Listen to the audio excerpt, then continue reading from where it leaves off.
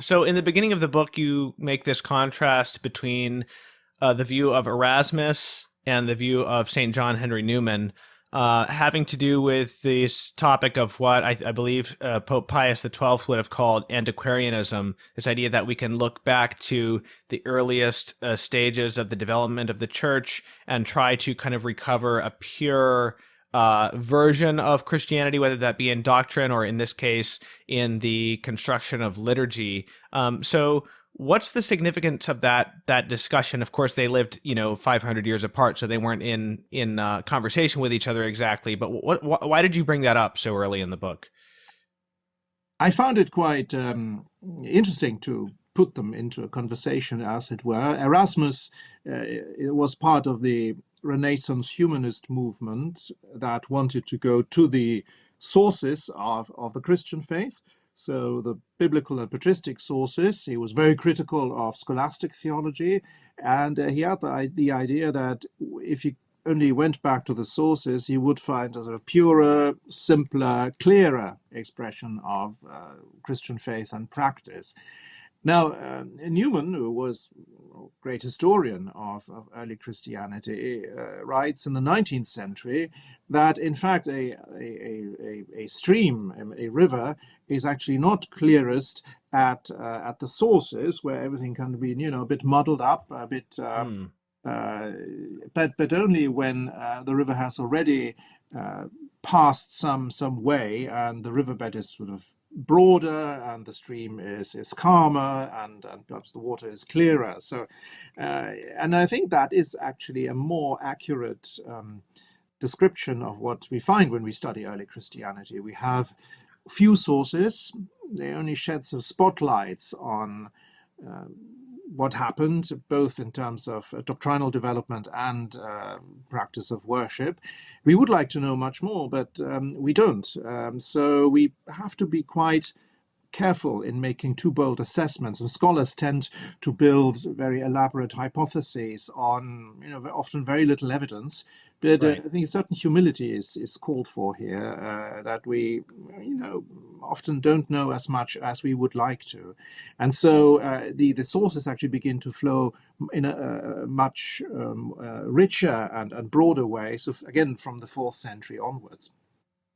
And an example of that would be the second Eucharistic prayer in the current liturgy, which was supposed to be based on Saint Hippolytus of Rome in the Apostolic Tradition, which now, as I understand it, I believe is not even considered to be a representative Roman liturgy, even though it is a liturgy that was celebrated in Rome at the time. It was not anything like the typical Roman liturgy, because it was celebrated perhaps by a community of people who were from further east, but living in Rome. It was one of many different various forms at the time. So it's not like we can now recover based on the apostolic tradition what the Roman rite would have originally been like. Yes, that's right. At the time of Vatican II, scholars truly were convinced that here they had a document of the Roman liturgy from the early 3rd century and possibly even earlier, composed, not sort of written or put together, compiled by Saint Hippolytus of Rome, who at some point set himself up as an antipope, but then was reconciled and died a martyr, was venerated as a saint. But that whole construction has been largely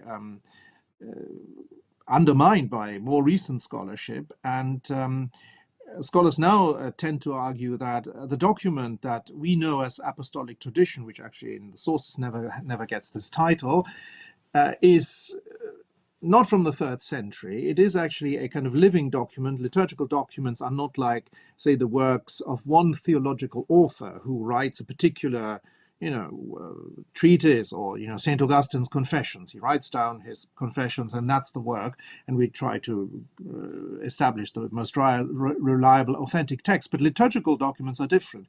They are used, and they are kept in use, and then they are changed, and things are added, things are perhaps removed. You can imagine someone crossing out something in an actual manuscript. They are perhaps combined with some other rites, so they are living documents. And it is quite possible that the so-called apostolic tradition contains early third century material, but mostly it's maybe from the early fourth century, and we cannot sort of surgically extract what may be from the early third century.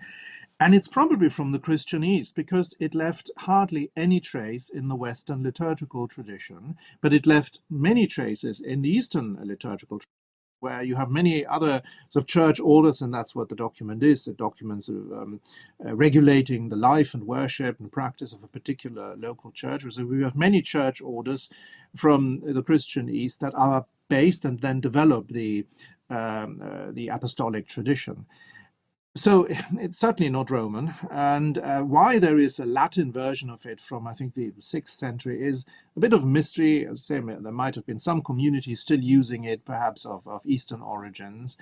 So it's certainly not an early witness to the Roman tradition. But again, the idea was, here we have, in the 60s, here we have an even earlier witness to the Roman tradition than the Roman canon. But actually, the first Eucharistic prayer coming from Rome, which we have in written form, is the Roman canon.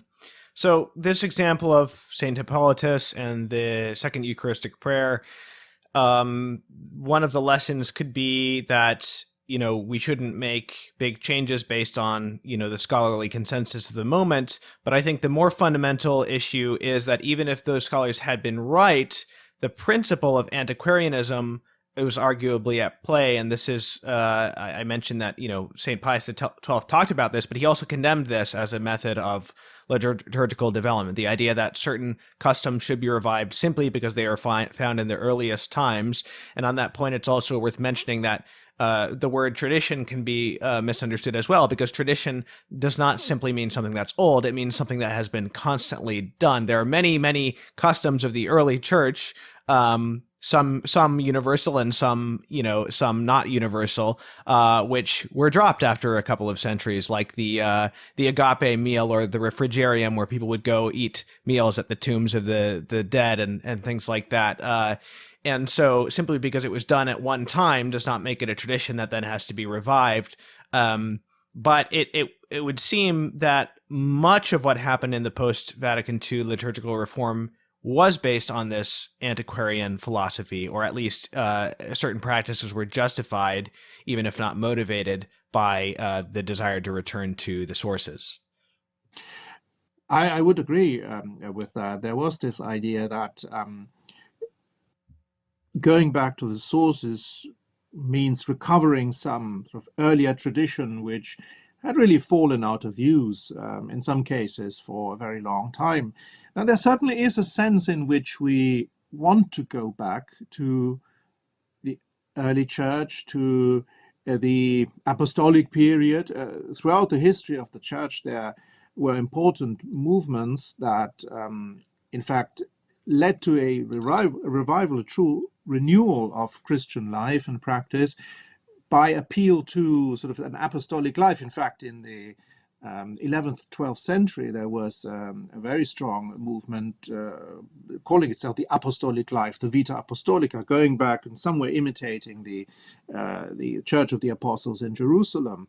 Or, in fact, I'm an Oratorian of St. Philip Neri, and the early Oratorians thought that the kind of spiritual exercises St. Philip Neri instituted, we call that the oratory, sort of discourses, music, prayer, of course, some form of recreation, was kind of return to the apostolic practice of.